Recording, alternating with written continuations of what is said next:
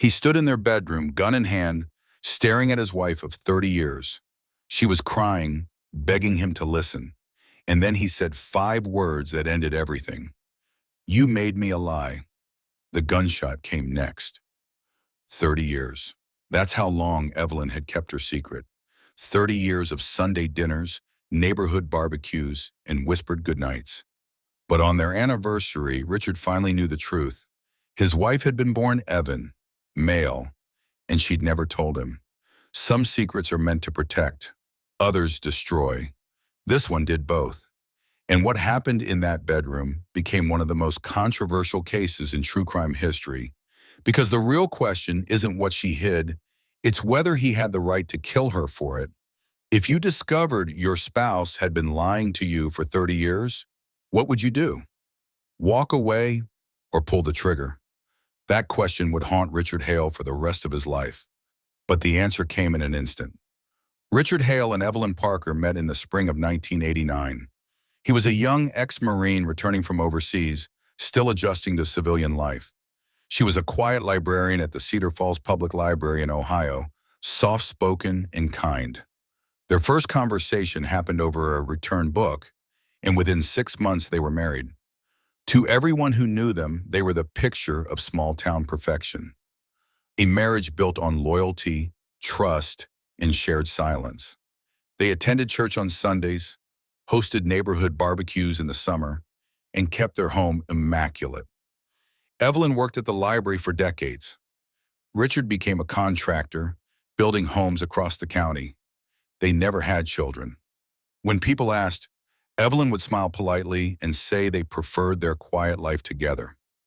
Richard never questioned it. He loved her in his own way, a steady, unspoken affection that asked for little and expected less. Their marriage was simple, comfortable, predictable. Neighbors adored them. They described Evelyn as gracious, always offering fresh cookies or handwritten thank you notes. Richard was dependable, the kind of man who fixed broken fences without being asked. Together, they seemed untouchable by the chaos that affected other marriages. No screaming matches, no affairs, no drama. But behind every perfect marriage is a secret someone swore to take to the grave. And for Evelyn, that secret wasn't just emotional. It was biological. It was a truth she had carried alone for decades, hoping it would never surface. Hoping love would be enough to keep it buried. She was wrong. In late summer of 2019, Richard received a letter. It arrived unmarked, post-dated from another state, with no return address. Inside was a single line typed in plain text. "Your wife is not who you think she is." That was all, no explanation, no signature, just those 8 words. Richard stared at it for hours. At first he thought it was spam, some prank or scam. He crumpled it up and threw it away. But that night, lying in bed beside Evelyn, he couldn't stop thinking about it. Who would send something like that? And why? The next morning he asked her about it. She laughed it off, dismissing it as nonsense. "Someone's got too much time on their hands," she said, flipping pancakes at the stove. Her voice was light, unbothered. But Richard noticed something in her eyes. Just for a second, a flicker of fear. Paranoia is a slow poison. It doesn't kill you all at once. It starts with a doubt, a tiny crack in the foundation of trust, and then it spreads. Richard started noticing things he'd never paid attention to before. Evelyn's refusal to see doctors, her vague explanations about her childhood, the way she always changed the subject when he asked about her family. He started searching through old boxes in the attic. He found their marriage certificate, faded and yellowed. But when he looked for Evelyn's birth certificate or school records, they were nowhere to be found. He asked her where they were. She said they had been lost in a move years ago. He believed her, or at least he tried to. But the letter haunted him. It felt like a warning, or worse, an accusation. And once the doubt was planted, it grew roots. Richard began investigating Evelyn's past. He called the high school she claimed to have attended in Pennsylvania.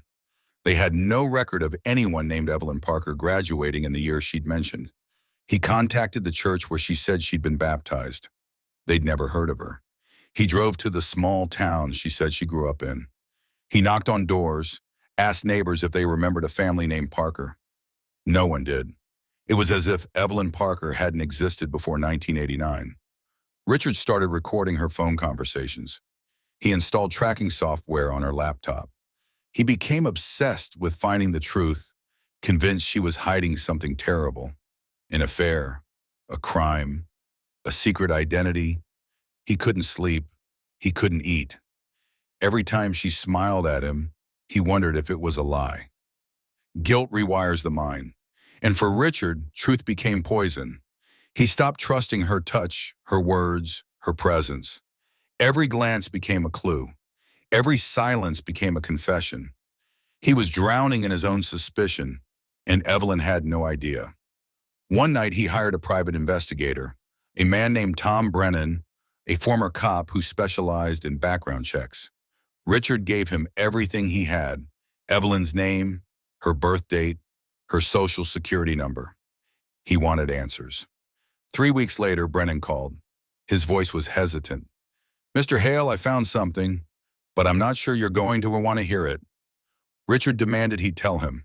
Brennan sighed. "I'll send you what I have, but be careful with this. Sometimes the truth isn't meant for you." The file arrived 2 days later. It was incomplete, only a few pages. But one document stood out: a photocopy of a birth certificate from Pennsylvania, dated 1964. The name on it was Evan Parker. Male. Richard's hand shook as he stared at it. Evan Parker, not Evelyn, Evan.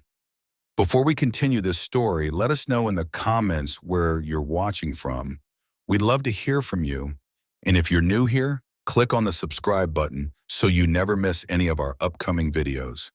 Because what happens next will change everything you thought you knew about this case. Richard confronted Evelyn that night. He threw the birth certificate on the kitchen table and demanded she explain. She froze, her face went pale. For a long moment, she said nothing. Then quietly, she asked where he got it. "It doesn't matter where I got it," Richard said, his voice shaking. "Is it true? Is this you?" Evelyn looked at him, tears welling in her eyes. She didn't confirm it. She didn't deny it. She just stood there, trembling, as if the weight of 30 years was finally crushing her. Richard left the house that night. He drove to a motel on the edge of town and drank until he couldn't think anymore.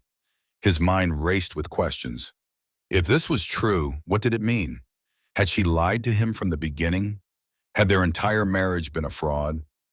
The next morning, Tom Brennan didn't answer his phone. Richard called his office. No one picked up. He drove to Brennan's home. The door was unlocked. Inside, everything was in order, but Brennan was gone. His laptop, his files, his car, all gone. Richard reported it to the police. They opened a missing persons case, but they found nothing. No body, no trace. It was as if Tom Brennan had vanished into thin air, and Richard was left with more questions than answers. Weeks passed. Richard couldn't go back home. He stayed in the motel, obsessively searching for answers online. He found forums, support groups, articles about people who had transitioned decades ago.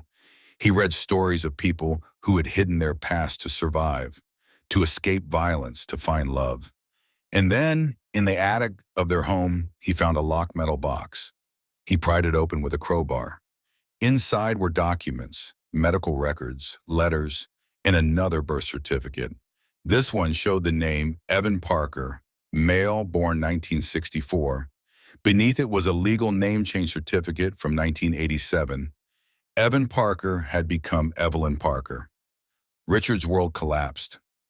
The person he loved most in the world had lived in silence and fear for 3 decades, trusting him never to find out. And now that he knew, he didn't know what to do with the truth. 3 days after finding the box, Richard received a phone call. It was from a woman who identified herself as Tom Brennan's widow. Her voice was shaking. She told Richard that her husband had been in a car accident. He died 2 days after sending Richard the file. But before the accident, he'd left a voicemail on her phone. She played it for Richard over the line. Tom's voice came through, tired and strained. If anything happens to me, tell Richard Hale the truth. Evelyn Parker was born Evan Parker, male 1964, transitioned overseas in 1987, no criminal record, no fraud, just a new life. That's all. Richard hung up the phone. He sat in silence for hours. No criminal record, no fraud, just a new life. The words echoed in his mind. Evelyn hadn't deceived him for money or power or malice. She'd hidden her past because she was afraid. Afraid of rejection, afraid of violence, afraid of losing the only love she'd ever known. But love built on lies is fragile, and the man who once vowed to protect her now saw her as a betrayal that had lasted 3 decades. In his mind, the marriage he'd believed in was a fiction. Every moment they'd shared felt tainted. Every kiss, every touch, every whispered "I love you" now felt like a performance. At this point, what do you think happened? Did Richard lose his mind, or was he pushed to it? Because what came next was a tragedy that could have been avoided.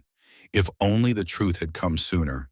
If only fear hadn't ruled them both. Richard returned home. Evelyn was still there, living in the house they'd built together. She'd lost weight. Her eyes were hollow, exhausted from weeks of silence and dread. She knew he knew. She'd been waiting for him to come back, waiting for the confrontation she'd feared for 30 years. But Richard didn't speak to her. He moved through the house like a ghost, cold and distant. He started drinking heavily. He stopped going to work. He would sit in his truck for hours, staring at nothing. Neighbors noticed the change. Some tried to reach out, but Richard pushed everyone away. Evelyn tried to talk to him. She wrote him letters, left them on the kitchen table. In them, she explained everything. How she'd been born in a body that never felt like hers. How she'd saved for years to transition. How she'd moved across the country to start fresh. How she'd met him and fallen in love, hoping that he'd never have to know, hoping that love would be enough. But Richard never read the letters.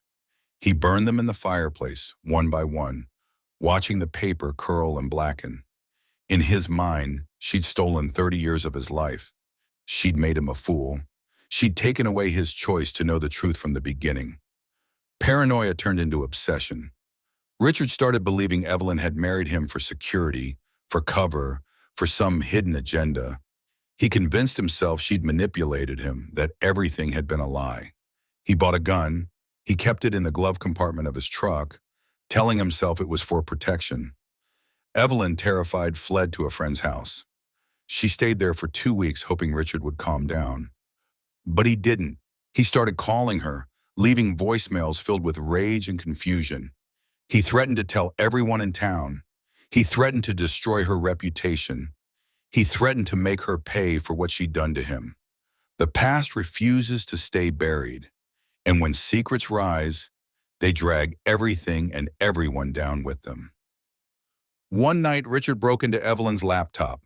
He'd known her password for years. She'd never changed it. Inside, he found emails, hundreds of them, correspondence between Evelyn and a clinic abroad, medical records from the late 80s, photographs of a younger version of her before the transition, and an email dated 1980 with the subject line, "Final appointment. Gender affirmation completed." Richard read every word. He saw the pain Evelyn had endured, the surgeries, the fear of being discovered, the loneliness of living in secret. But instead of compassion, he felt rage. In his mind, this confirmed everything. She'd hidden this from him deliberately. She'd chosen to lie. But Evelyn hadn't been running away. She'd been documenting everything. The threats, the hidden guns, the letters Richard had burned. She'd known this day might come. She'd hired a lawyer. She'd filed for a restraining order. She was preparing to leave for good. And then the truth came out. The private investigator, Tom Brennan, hadn't been hired by Richard first. Evelyn had hired him 6 months before Richard received that letter. She'd suspected Richard was hiding money, maybe even cheating. She'd wanted to know the truth about her own husband. Brennan had found nothing incriminating. But in his search, he'd uncovered Richard's paranoia, his secret searches into Evelyn's past. And Brennan, trying to protect Evelyn, had sent Richard that letter. Not to warn him, but to force the truth into the open, hoping Richard would confront Evelyn and they could finally be honest with each other. The letter that started everything was never from a stranger. It was planted. Richard was never the hunter.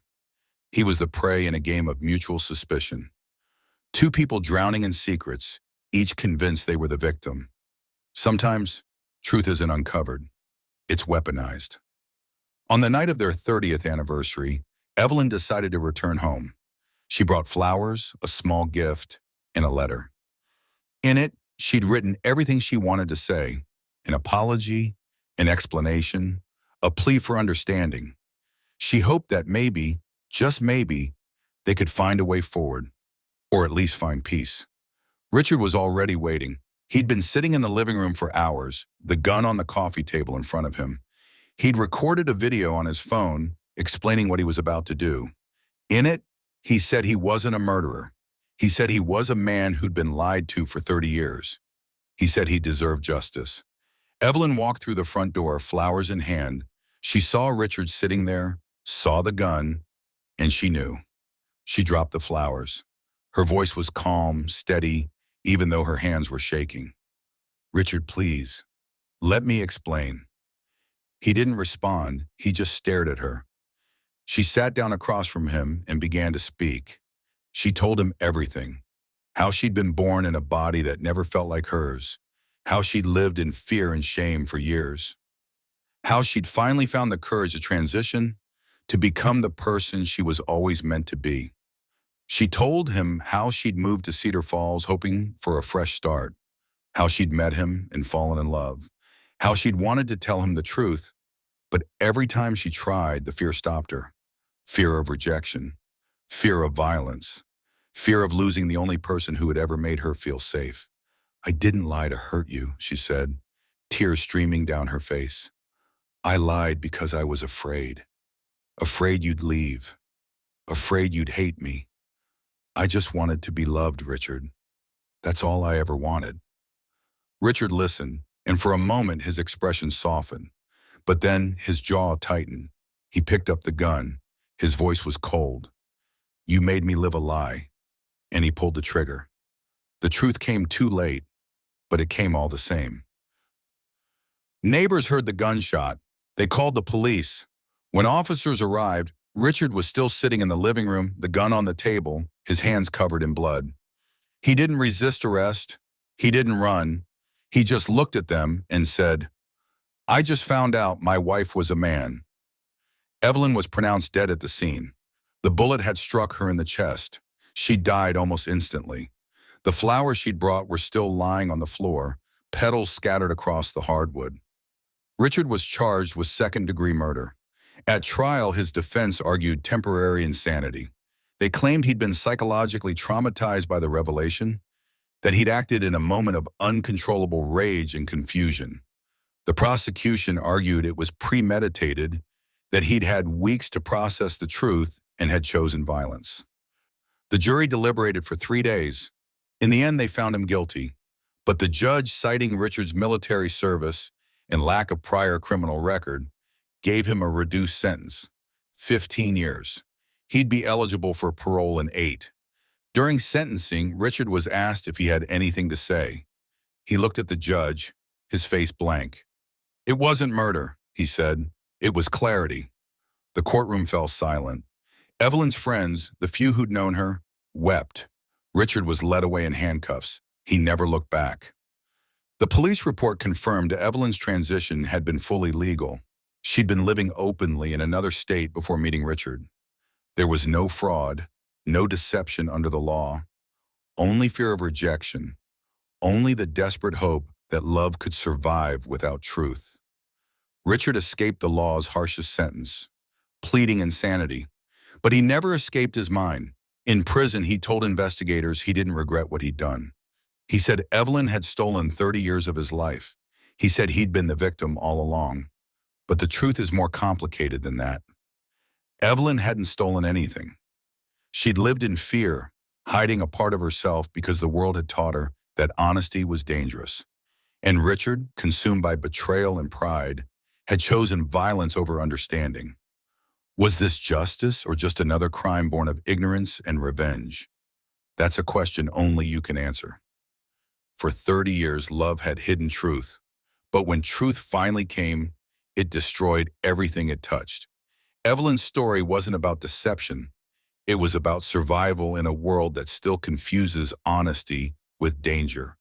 A world where people are forced to choose between being themselves and being safe. Some truths don't stay buried. They wait for the right night to rise.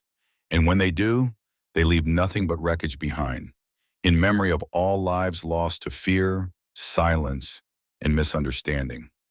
Let us know in the comments what you think.